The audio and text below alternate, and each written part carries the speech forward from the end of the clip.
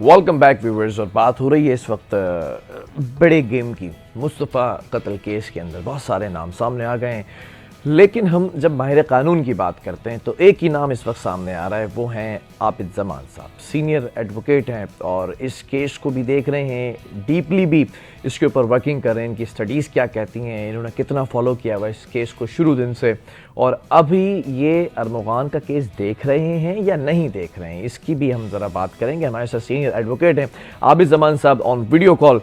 Thank you very much sir for your time and a very good morning. अस्सलाम वालेकुम, कैसे हैं आप, खैरियत से हैं? आप कैसे हैं? ठीक हैं अल्हम्दुलिल्लाह। इतनी मसरूफियत के बाद भी आप इतने फ्रेश लग रहे हैं। It's good to see you sir. हमारे काम में कि अगर आप फ्रेश नहीं हो तो आप वकालत नहीं कर सकते। ये अच्छी बात है कि एक वकील को जितना रिलैक्स्ड और जितना फ्रेश होना चाहिए उतना आप लग रहे हैं। आबिद भाई, I just want to ask के आप देख रहे हैं अरमुगान का केस लीगली और जो है प्रोफेशनली, या फिर जस्ट उसके ऊपर ऊपर से एनालिसिस दे रहे हैं? मेरी उनके वालिद से मतलब कंसल्टेंसी हो रही है। हाँ। अभी मैंने प्रॉपर्ली वकालत साइन नहीं किया, अभी कोर्ट में मैं उनके लिए अपेयर नहीं हुआ। हाँ, लीगल असिस्टेंस के लिए उन्होंने मुझसे रब्ता किया, तो उस सिलसिले में मेरी उनसे बात हो रही है। जो उनको कोई कानूनी मशवरा करना होता है तो वो मुझसे करते हैं। अब मगर आगे केस की भी बात चल रही है मुझसे अभी। ठीक है, चलें विल सी कि क्या होता है क्या नहीं होता। आबिद भाई, जस्ट मुझे इस केस के बारे में बताइएगा। हमने अभी क्रोनोलॉजिस्ट को लिया, फिर हमने इनके फादर का खुद इंटरव्यू किया, फिर मुस्तफ़ा की मदर का इंटरव्यू किया।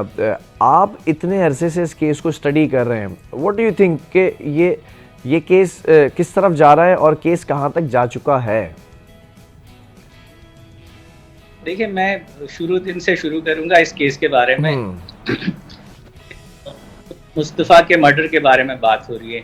यस। तो पहली जो है उसकी ये है कि ये गाड़ी कराची से वहां तक कैसे गई। तो उस गाड़ी ले जाने में शामिल था, तो इस तरह तो गाड़ी जा नहीं सकती। दूसरी बात, वहां पे वो कहते हैं कि जब पुलिस ने वहां रेड किया तो 4 घंटे मुकाबला हुआ। 4 घंटे का मतलब अगर आप समझे तो 4 घंटे में वो पूरा इलाका गोलियों से छन्नी होता। तो ऐसी भी कोई शवाहिद नहीं है वहां पे कि 4 घंटे मुकाबला कोई शवाहिद मिली। फिर दूसरी बात एक और कि वो कहते हैं कि वो वीट बेचता था, तो अभी तक उस पर वीट का कोई ऐसा केस, उसके घर से कोई वीट बरामद नहीं हुई, कोई और ड्रग्स बरामद नहीं हुई, तो ऐसा भी कोई इशू नहीं है।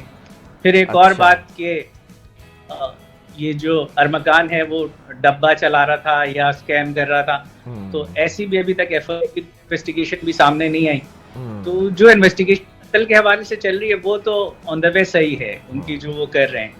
और जो पुलिस मुकाबले की है वो केस भी अपनी जगह है, मगर जो ज्यादातर रूमर्स फैलाई जा रही हैं, मतलब ट्रायल ज्यादा हो रहा है और इन्वेस्टिगेशन उस तरह की नहीं है जितना मीडिया पे बोला जा रहा है। कि अब जैसे साजिद हसन के बेटे को जोड़ा जा रहा है, तो साजिद हसन के बेटे को अगर जोड़ा जा रहा है तो वो कहता था मैं ड्रग्स बेचता था।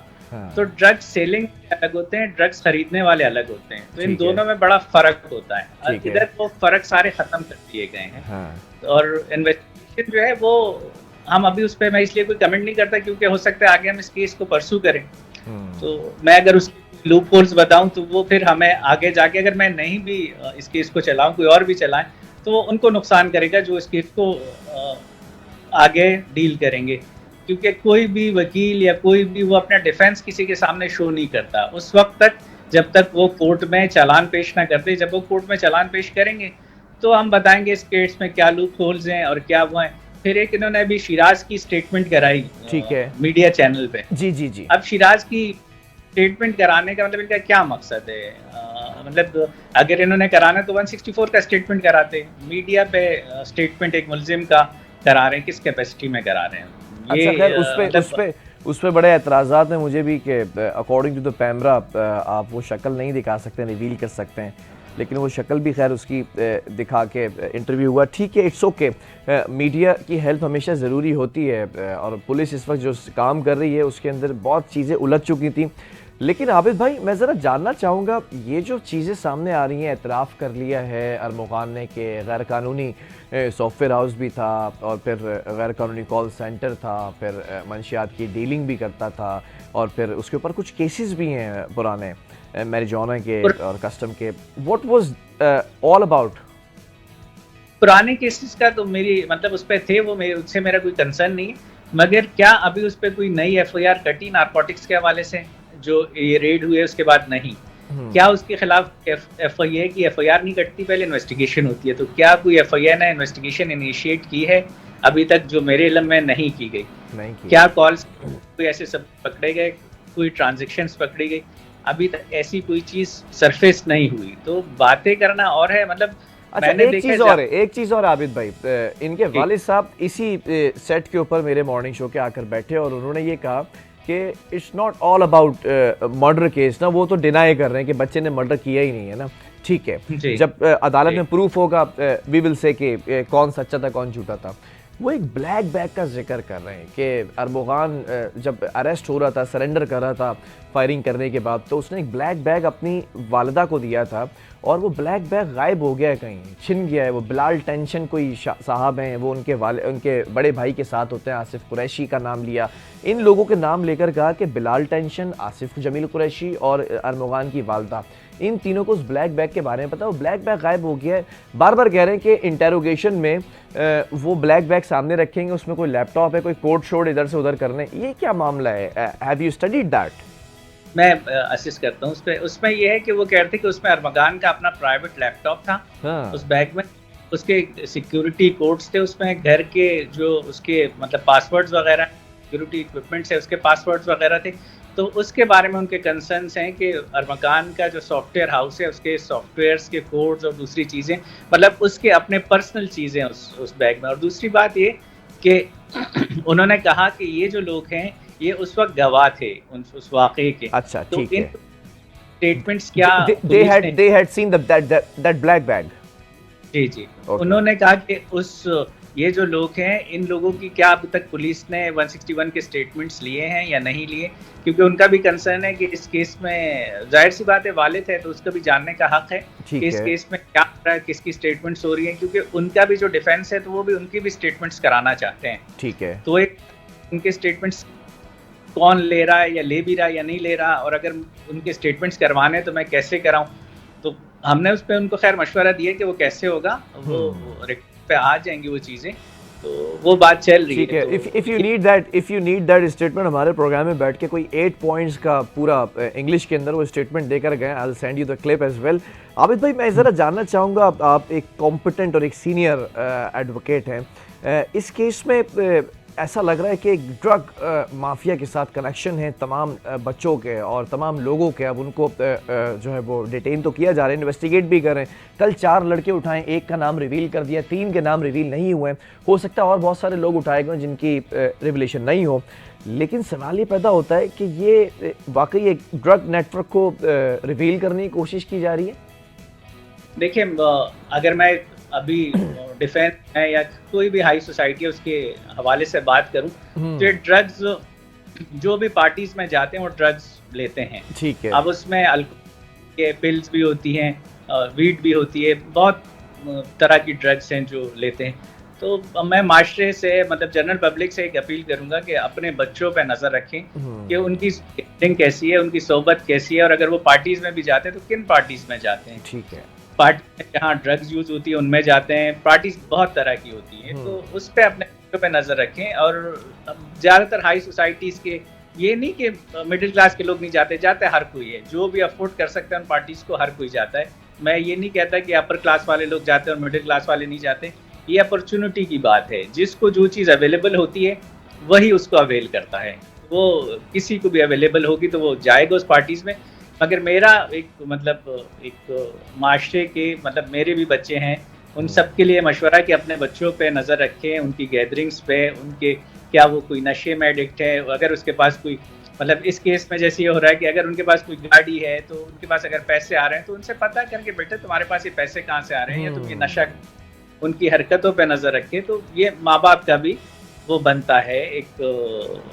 अच्छा, मेरी नॉलेज के लिए एक सवाल मैं आपसे करना चाहूँगा, बिकॉज आप इस केस को अभी तक देख रहे हैं सारी चीज़ों को। मनी लॉन्ड्रिंग की बात कर लें या डब्बा, जो एक टर्म यूज़ होती है, क्रेडिट कार्ड को इधर से उधर करना, गैर मुल्की क्रेडिट कार्ड्स को, या गैर कानूनी सॉफ्टवेयर हाउस है, गैर कानूनी कॉल सेंटर है, ये सारे cases if I am not wrong FIA के बनते हैं ना?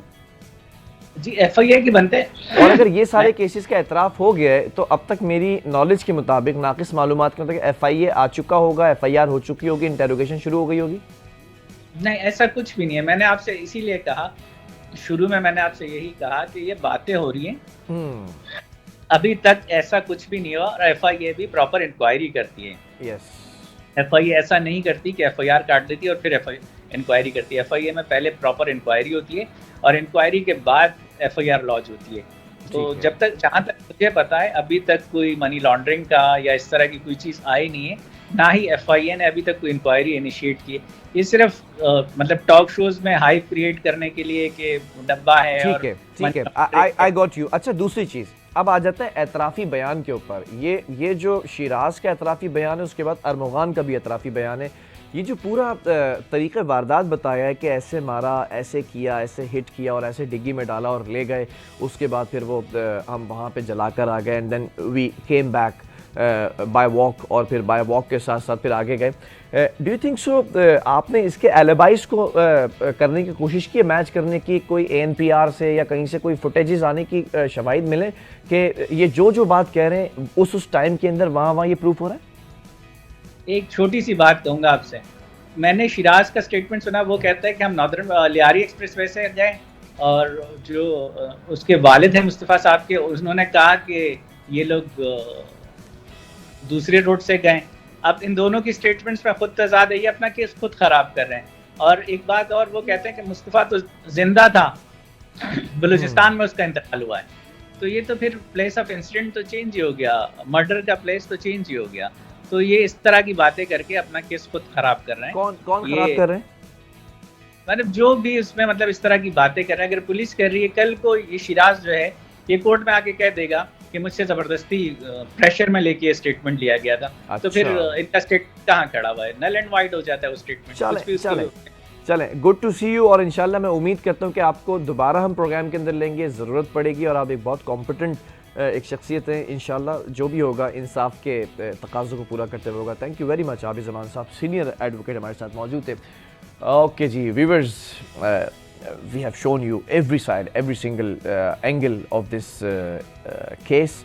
और अब देखना ये है कि जो मैंने आपको स्टार्टिंग में कहा था ना कि अब्बू आ गए, तो अब्बू तो आ गए इस केस में, और जब अब्बू आ गए तो जो बेटे हैं वो तो इधर उधर भागेंगे। हमें भी याद है ना, कमरे में जब अब्बा आवाज़ देते थे, बेटा बिलाल ज़रा इधर आओ मेरे पास, हम छुट्टे होते थे, अगले पिछले सारे गुनाह याद आ जाते थे। तो अब्बू ने आवाज़ तो लगा दी है सबको कि इधर आ जाओ, अब अब्बू जो कहेंगे वही होगा। बहरहाल प्रोग्राम का वक्त ख़त्म हुआ है। अल्लाह हाफ़िज़।